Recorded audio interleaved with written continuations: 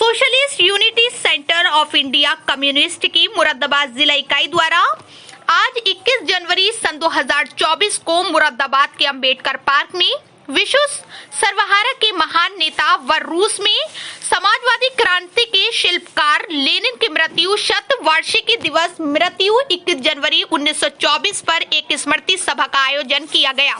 सभा की अध्यक्षता जिला कमेटी के वरिष्ठ सदस्य अविनाश चंद्र ने की तथा संचालन कमलेश चाहल ने किया। सभा को मुख्य वक्ता के रूप में संबोधित करते हुए पार्टी के पश्चिमी उत्तर प्रदेश कमेटी के सचिव कामरेड विजयपाल सिंह ने कहा कि आज के दिन 100 वर्ष पहले सोवियत क्रांति के शिल्पी महान लेनिन ने अंतिम सांस ली थी।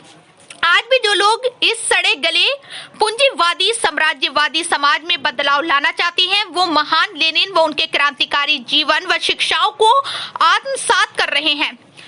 मजदूर वर्ग के ऐतिहासिक रूप से क्रांति का नेतृत्व करने वाले सबसे अगुआ वर्ग के रूप में उभरने के मार्क्स के विशेषण का गहरी समझ हासिल करके उन्होंने मजदूरों के बीच अध्ययन मंडलों का संचालन शुरू किया और उन्हें मार्क्सवाद की अग्रवी विचारधारा से अवगत कराया तथा 1917 में सोवियत रूस में सफल क्रांति की। लेकिन महान नवंबर क्रांति के शिल्पी ही नहीं बल्कि दुनिया के शोषित लोगों और सर्वहाराओं के नेता, शिक्षक व पथ प्रदर्शक थे।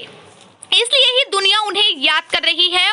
उन्होंने ही दुनिया के सामने समाजवाद का वास्तविक रूप, कैसे अर्थव्यवस्था संचालित होती है, कैसे राष्ट्रगान विद्युत और भेदभाव दूर करके केवल समाजवाद में ही बहुराष्ट्रीयों वाले लोगों को एकताबद्ध किया जाता है।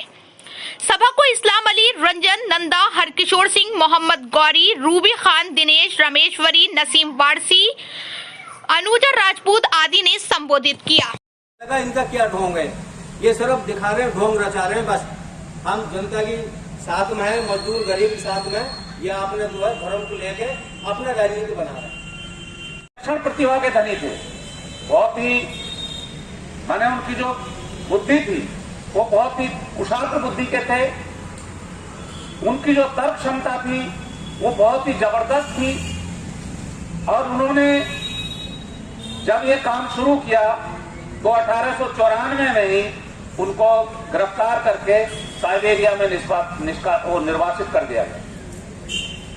वहां से आने के बाद 1901 में लेनिन विदेश चले गए, स्विट्जरलैंड, और वहां जाके उन्होंने फिर जो इनका नाम ओरिजिनल नाम जो था व्लादिमीर इलिच लेनिन था, उसके बाद इन्होंने एक तरीके से अपना नाम लेनिन पहली बार वहां से इन्होंने लोकप्रिय किया, बाकी नाम को छोड़ दिया। और ये बाद में निर्वासित होते रहे, देश बदलते रहे और वहां रूस की जो क्रांतिकारी गतिविधियां रूस में चल रही थी उनको संचालित करते थे। उसके बाद लेनिन की जो वापसी है रूस में 1917 में, जब ये क्रांति मजदूर शुरू कर देते हैं।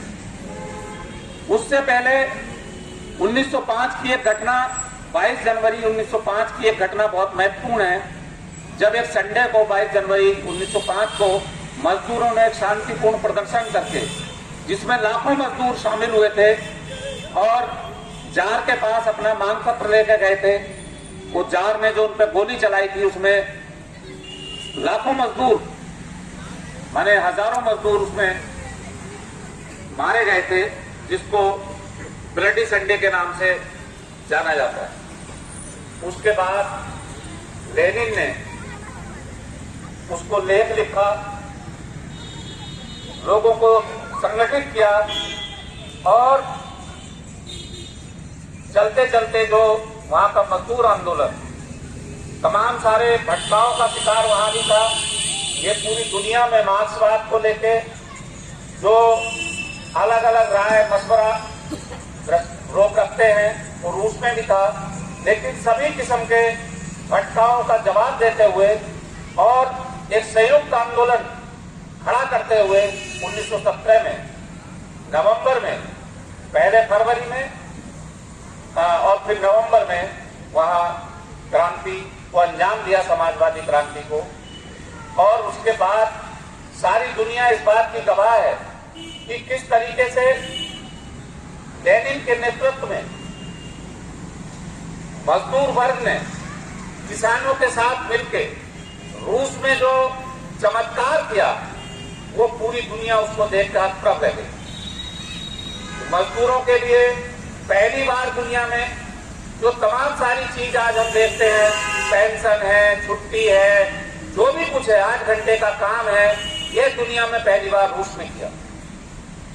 महिलाओं के अधिकार हो, नौजवानों के अधिकार हो, मजदूरों के अधिकार हो, ये सारे हर क्षेत्र में, किसानों के अधिकार हो, हर क्षेत्र में रूस में एक अभूतपूर्व परिवर्तन रूस में हुआ लेनिन के नेतृत्व में।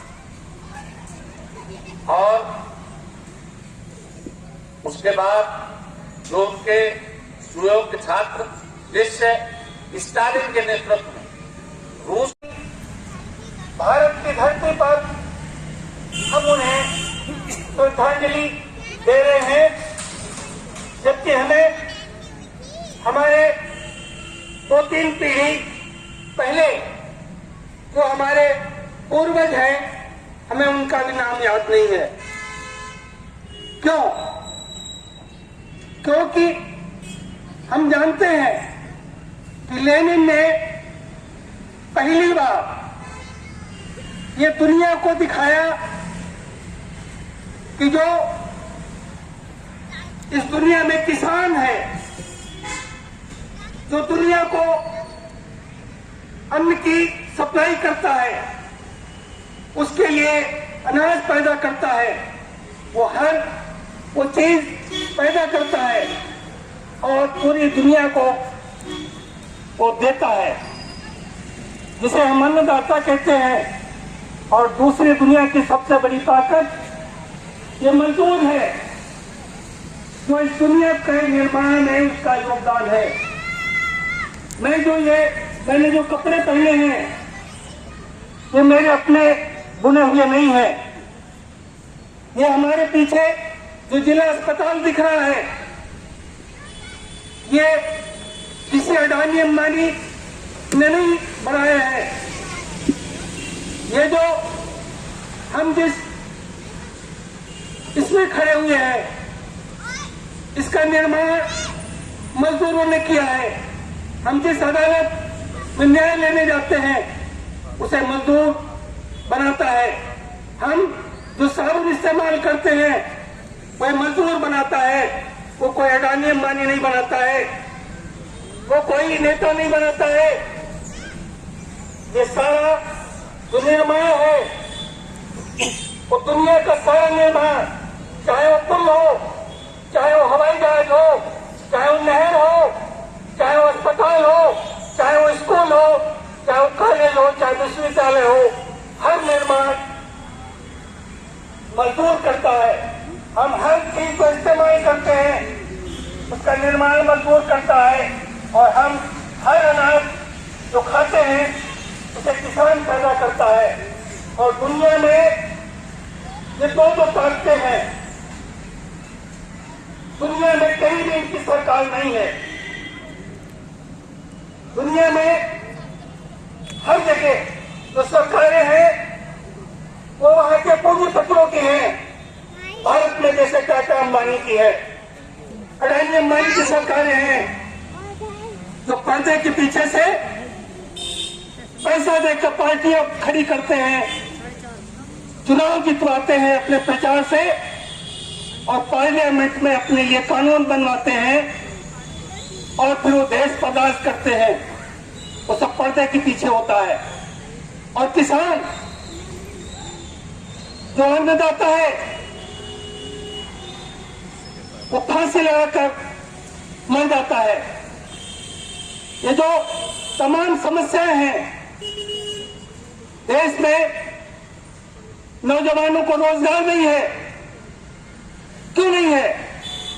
लाखों लाख पद खाली पड़े हैं, लेकिन ये सरकारें उन पदों को भर नहीं रही है। क्यों? ये तमाम किसानों के साथ धोखा हो रहा है, उनको एमएसपी नहीं दी जाती। क्यों? क्योंकि ये धन्ना सेठों की सरकारें हैं। न इंदिरा गांधी ने चलाया, न वाजपेयी जी ने चलाया। इस देश को चलाता है इस देश का मजदूर और किसान। इस देश को मजदूर और किसान चलाते हैं। इस देश को तमाम जो कमेरे लोग हैं, कर्मचारी हैं, वो चलाते हैं। ये नेता नहीं चलाते। ऐसे ही जब रूस के अंदर क्रांति हुई, समाजवादी क्रांति, तो उन्होंने उपहास उड़ाया कि अरे ये मजदूर चलाएगा, मजदूर देश चलाएगा। ये कुछ दिन में भाग जाएंगे और फिर सत्ता जो है जार के हाथ में आ जाएगी या जार के जो वंशज है उनके हाथ में आ जाएगी। लेकिन जब देश चलने लगा, देश तरक्की करने लगा, देश खुशहाली की तरफ बढ़ने लगा, साहब की घरवाली खत्म हो गई तो वो देखकर आश्चर्यचकित हो गए। उन्होंने देखा कि अरे ये तो मजदूर ने करिश्मा दिखा दिया।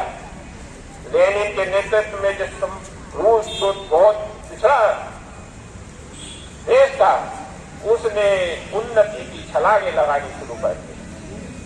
तब पूरे साम्राज्यवादी मुल्कों ने एक साथ इकट्ठे होकर हिटलर, मुसोलिनी के नेतृत्व में साथियों रूस पर एक बहुत बड़ा हमला किया और उस समाजवादी देश को नेस्तनाबूद करने के लिए एक मजदूरों के राज को जो दुनिया में पहली बार रूस में कायम हुआ, उसको खत्म करने के लिए बहुत जबरदस्त चारों तरफ से उस पर अटैक किया। करोड़ों लोग, करोड़ों मजदूर, करोड़ों वहां लेनिन की पार्टी के लोग उसमें मारे गए।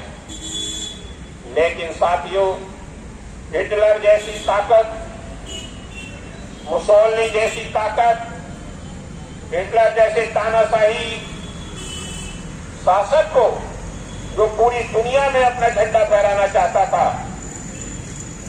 लोगों ने, दुनिया के लोगों ने कहा कि ये हिटलर की बहुत बड़ी भूल थी कि उसने रूस पर आक्रमण किया। और उस समय स्टालिन के नेतृत्व में, जो उस समय स्टालिन थे, हिटलर को जो है मौत स्वयं, कहते हैं कि उसने स्वयं जो है हार के डर से, पकड़े जाने के डर से अपने आप को बंकर में गोली मारी। और उसके बाद उस तानाशाही शासन का अंत हुआ।